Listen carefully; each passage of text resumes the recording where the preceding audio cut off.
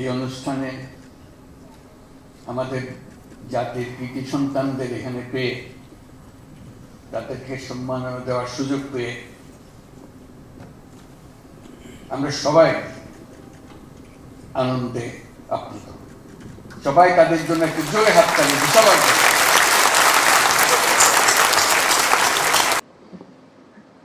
এই নতুন বাংলাদেশ নির্মাণের আজ এই পদক প্রদান অনুষ্ঠানে আমি গভীর শ্রদ্ধা করে স্মরণ করছি দেশমাতৃর জন্য বিভিন্ন লড়াই সংগ্রাম, 52 ভাষা আন্দোলন, 71-এর মহান মুক্তিযুদ্ধ এবং 24-এর গণ অভ্যুত্থানে যে সকল সাহসী ছাত্র, শ্রমিক, জনতা প্রাণ বিসর্জন দিয়েছেন এবং আহত হয়েছেন তাদের সকলকে।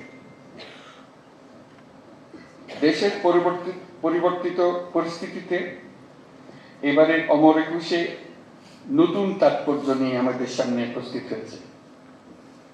আমরা জানি 21শে ফেব্রুয়ারি আমাদের আত্মপরিচয়ের অবিনাশী স্মারক।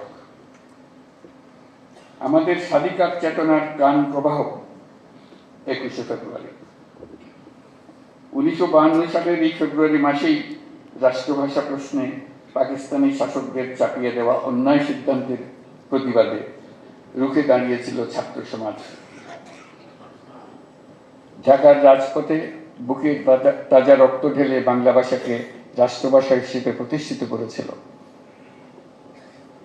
এই ভাষা আন্দোলনের মধ্যে দিয়ে আমাদের স্বাধিকার চেতনার এক অবিশ্বাস্য জাগরণ সৃষ্টি হয়েছিল।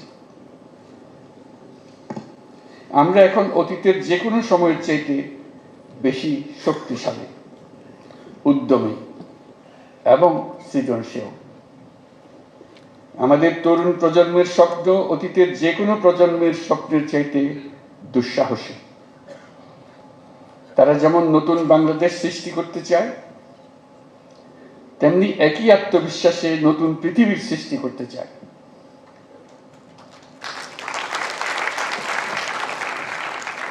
নতুন পৃথিবী সৃষ্টিতে তারা নেতৃত্ব দিতে চায়।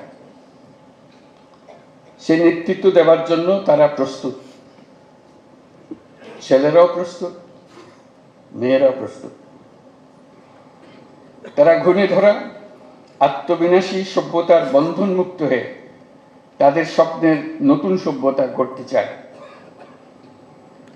সেই সভ্যতার মূল লক্ষ্য থাকবে পৃথিবীর সকল সম্পদের উপর প্রতিটি মানুষের সমান অধিকার নিশ্চিত করা, প্রতিটি মানুষের স্বপ্ন দেখার এবং সেই স্বপ্ন বাস্তবায়নের সকল সুযোগ নিশ্চিত করা, মানুষের জীবনযাত্রাকে এমনভাবে গড়ে তোলা যাতে করে পৃথিবীর অস্তিত্ব কোনো রকমে বিঘ্নিত না হয় এবং পৃথিবীর উপর বসবাসরত সকল প্রাণীর সুস্বাস্থ্য নিয়ে বেঁচে থাকা কোনো রকমে বিঘ্নিত না হয়।